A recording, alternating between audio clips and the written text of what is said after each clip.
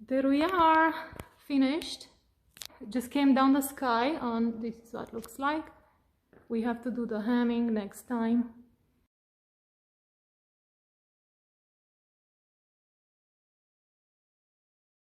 Hey everybody, welcome back to my channel. If you are new here, please subscribe and stay tuned for exciting projects. Today we are going to work on these very long drapery panels. So basically what I'm doing, I'm just redoing some stationary drapery panels that my client already has in place. I just need to replace. I'm just taking the old ones down and I'm gonna reinstall these ones. The previous one has this pinch pleat style. This is what, something like that I'm taking down. She wants something more modern, so I'm planning to do this wave style drapery heading. It's almost like a replicate of a Ripplefold look, but without the hardware. I'm using a different strategy to replicate that wave look. So like I said here, my panel is 200 feet. They are 14 inches wide. Right here basically is going to be from here to here. And so they are 14 on this other side. And this window is bigger, so we have to keep it all symmetrical. And these are going to be 22 inches wide. And on the other side also 22. So I have 3 panels because here I'm going to be joined this 22 and 14. I just made one panel, and I'm just going to place it up there, and it's still going to give you the illusion of 2 panels, but yet they are connected. And here's the other one. And on this side the 14. So this is how I plan it. I already done this panel and this panel, and now I'm working on this panel, the 22 inch, and I already started here. I already have my fabric cut to the size, and the configuration of fabric for that is basically you take your number of determine your width that you want, in my case 22 here. Keep it proportionally, figure out your width, and then you take that number and multiply by at least 3 times of the width. So in my case, this panel here, I have it cut at 22 times 3 approximate. All right, so that's about 66 inches of fabric, and then minus that the hem sides, which is 3 and 3, so you reduce that 6. So now we have about a 60-inch total width we are working on. And now we're gonna figure out how many rings and how we're gonna divide that based on waves and stuff.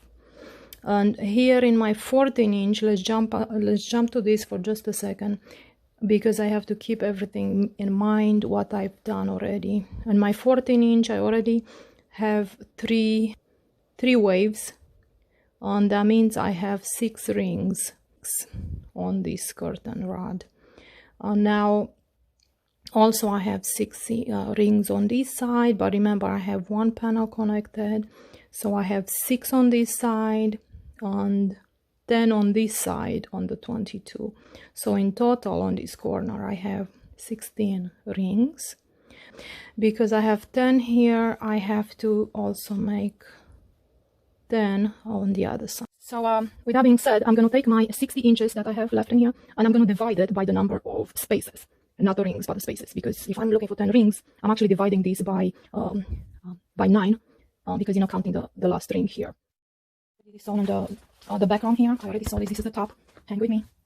Let me show you what I'm talking about. So inside this heading here is a 4-inch background.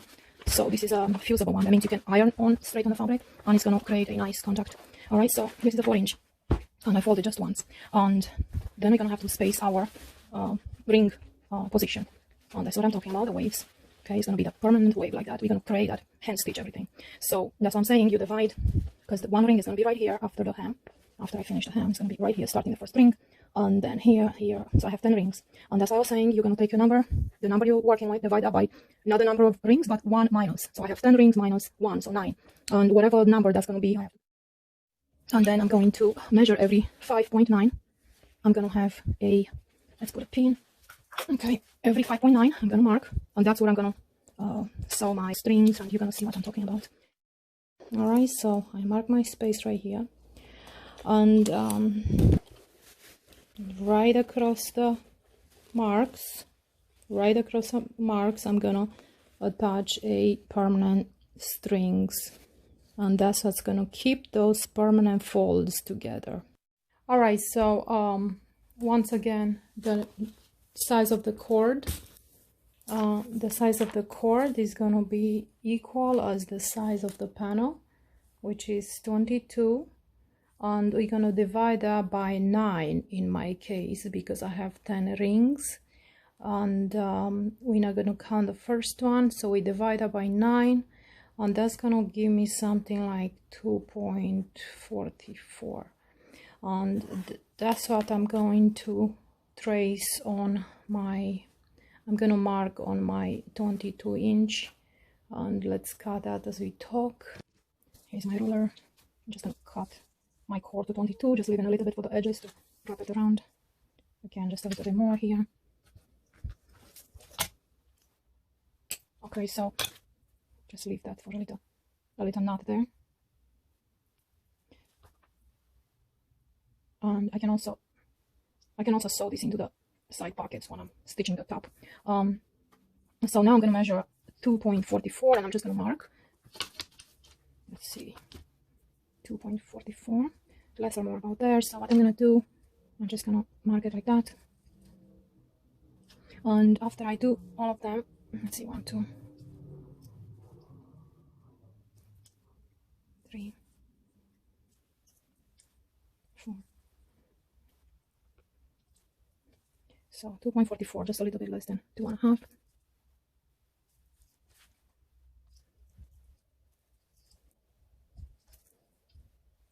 And then it's the last one. So I have, let's see if we have 10 rings. 1, 2, 3, 4, 5, 6, 7, 8, 9, 10. Remember, the last one counts as well. All right, so now I have my little string. Now I can put this book away, and let me show you what's the next step. All right, the next step is actually, and I should have done that before, I'm going to have to do the hems, edges on the sides, and then I'll see you after with finishing measuring the space on the fabric. So how I do my hem here, so I like to fold the top first. Like I said, I'm using a 4-inch background, and I do that first, then I flip the edges here on the side 2 times, measuring 1.5 each. You can go up to 2 inches if you wish. So the first one I measure 1.5, and I like to press it down, and then after it's all pressed down, then I come back and flip it one more time. Now I'm going to check for my measurement again, and making sure 1.5, then I'm just pinning it down, and after it's all, I'll take it to my sew machine. I top stitch, or I do an invisible stitch, depending on the fabric. For example, the other day I was working on a blackout fabric for the drapes. With that one, you can only do invisible stitch, so you don't punctuate the blackout. Anyways, after I do that, and I'll see you after I just finished my seams on the edges. Very nice and crisp looking. Finish ironing this one more time. This is necessary to finish the seam that I just 4 inches extra on top of the final measurement, and also 8 inches for the bottom hem. So I added 12 inches to my final required measurements. And while I was doing the seam, I sewed these weights on the bottom, on the corner. Each corner of the panel, you sew 1. And I don't know if you know or not my strategy. I'm only going to do the bottom hem after I hang the drape in place. Yes, hang the drapery on the rod, and then I let it fall down, and then I pin what I want it to be finished on the floor. Sometimes it could be kissing the floor, sometimes it could be off the floor. We decide with the customer what they prefer, and then I take inch by inch and I sew it in place with the sewing machine on top of the iron board. And yes, I take precautions this way, make sure everything levels 100%. That's my strategy, always works, and I will never change it. I don't need to redo things. Okay, I'm done with the iron, I'm done with most of it. Now it's time to move to the heading. which is very important. Okay, another very important tip for you guys. When you work with any kind of waves or even making grommets, drapery, so any waves involved, make sure you want to end up with an even number of rings or grommets or whatever you make. When it's pinch pleat, doesn't matter. But when you do this type of, let me tell you why. Because for instance, if you don't do an even amount of rings, you're going to end up with one side facing outside toward the room and one side facing the back toward the wall. And that is not okay. So that's why you want to work with an even number of spaces, rings. So you're going to end up with both sides facing to the wall. You see what I'm saying, right? Okay. No, because you don't want this to face the room, and then you're going to see the back of your panel, especially if you're going to have a lined panel. That's not going to be good.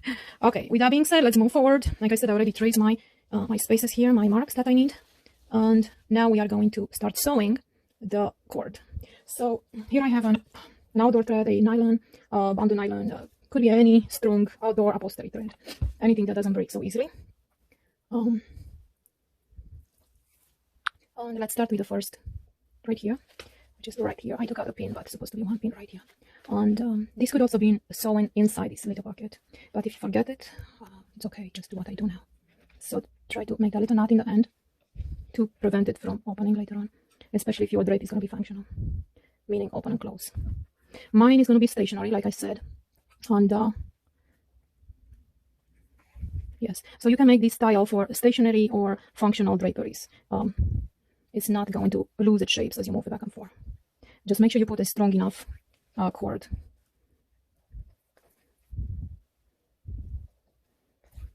If you don't have one of these, you can take a few strings of this strong thread, and you can use those as cord, if you know what I mean. Basically, I went directly with that before in my previous project. I've done that. Okay, so like I said, you can use the cord or you can go directly with the strong thread, and you still have to measure the spaces. You just have to have your tape measure, constantly measure, your distance. So as you can see, I didn't cut the thread right there. I'm just directly connected to the next pin, and I just slowly take my time, make sure it's the same. Then you take your pin when it doesn't move no more. Just make sure you find a cord that you can actually pin through, and then you secure it a few times. Let's do one more. Secure that one time, and we are moving to the next. So far, this is my first fold, and now we're gonna move to the next fold, and this is gonna be in the back. Again, connecting the dots, pin and pin, starting there, and then I take out the pin and pinch it right there on top through the background, and stop right there. So in my case here, this is going to show under, but the drapery rod is going to be on top of it, and it's kind of going to camouflage. Now, if you don't want this to show, you will have to just do the back ones if you don't want the front to show this cord, or you can find a smaller cord, or again use these invisible threads, yarns, if you don't want this cord to show. But most of the time it camouflages with your rod. Make sure you keep the distance equally.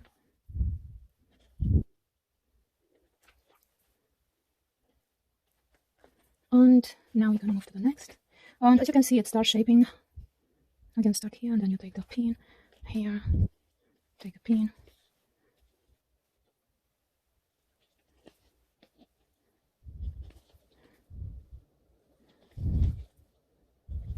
And the fabric I'm working with, this is such a gorgeous linen blend with some other, I believe polyester, I'm not sure. I'm going to take a picture of my my fabric book, and I'm going to attach it here because I don't have it with me right now.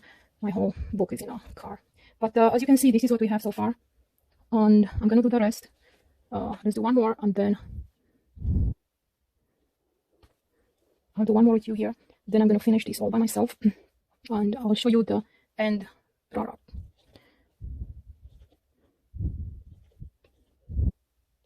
Okay, a few stitches here. Make sure you put enough where when you move it back and forth, it doesn't move, it doesn't break. So okay, so let me do the rest, which I have just a few more.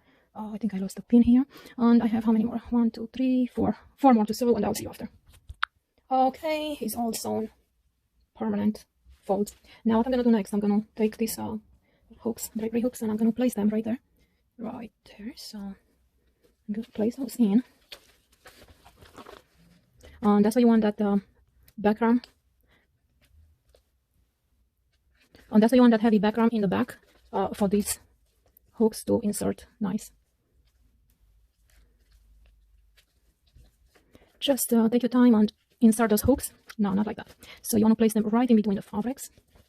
No. Let's try one more time. Oh God. Okay, we are.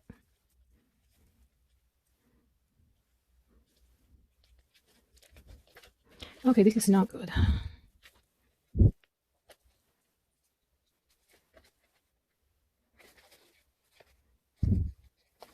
All right.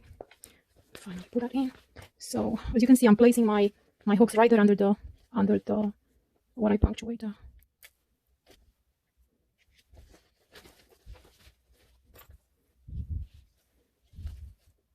Measure and then. Okay, and the beauty with this is that you can it'll never mess up. You can clean it with those. So let me put all the hooks. Let me put all these hooks and I'll see you then. All right, so I finished placing these drapery hooks. As you can see, I placed them right under each seam.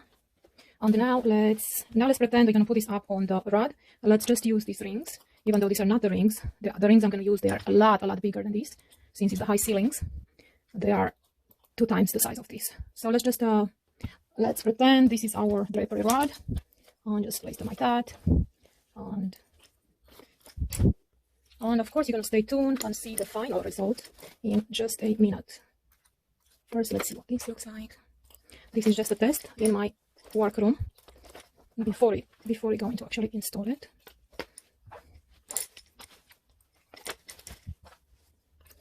All right, let's move this forward and let's drop it. See, that's why I like to permanently sew the rings. If I'd have the big rings, I would permanently sew them on the... Anyways, let's see. This is the back. This is the back of the drape. Okay. As you can see, permanent folds. I'm trying to hold this without fold. What do we observe from the back? Basically, clean look. And it's going to be the same from the front, except all the... Okay, so one tip here with this last one, because you see it tends to turn this way, you want to twist the...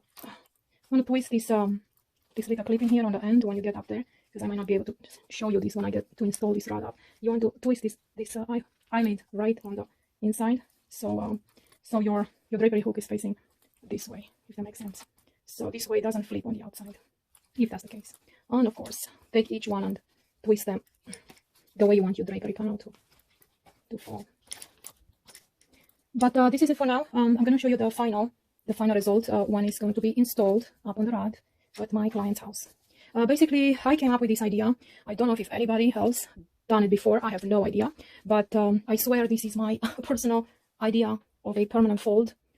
You can also use some of those tapes that I have on the market. But to me, this was the cleanest, the neatest idea.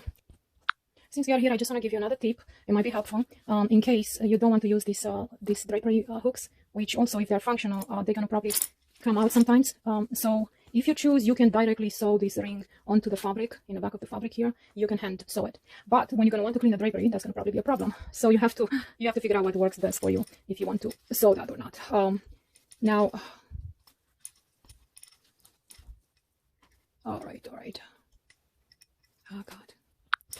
Okay, so you have to decide if that works, if that's worth it or not, if you want to sew them or not. But if you're going to use them every day, back and forth, pulling them back and forth, I suggest you go ahead and sew them. And anyways, we don't supposed to wash these draperies, especially this is linen. I'm going to, of course, recommend to my client to take it to the dry cleaner when it's time to clean it. So at that point, you figure out if